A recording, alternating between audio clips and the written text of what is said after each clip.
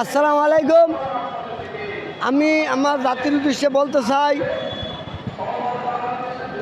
আমাদের মুসলমান, আমরা মুসলমান রাষ্ট্র, আমাদের শতকরা 90% মুসলমান আমার বাংলাদেশ। পাকিস্তান, ভারত যে যুদ্ধ চলতে আছে, তাতে আমাদের এই যুদ্ধ আমাদের জন্য কাম্য নয়। এটা আমাদের জন্য অনেক ক্ষতিকর, আমাদের বিশ্বের জন্য বহুত ক্ষতিকর। তবে ভারত যেই ধরনের আমরা খবরে পাইলাম, ভারতে যেই ধরনের জুলুম নির্যাতন করে, সেইটা আমরা মত নয়।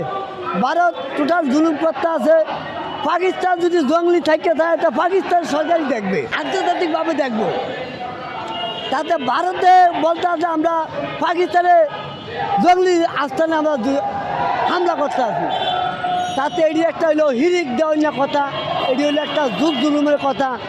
তাতে পাকিস্তান, ভারত, আমার মনে হয় যে পার্শ্ববর্তী যে রাষ্ট্রটি আছে, তারা আগ্রহী আইন না দুটা রাষ্ট্রে আবশ্যকের মাধ্যমে কীভাবে সমাধান করা যায়, এটার জন্য আমি টোটাল জাতির কাছে আমি অনুরোধ জানাইছি।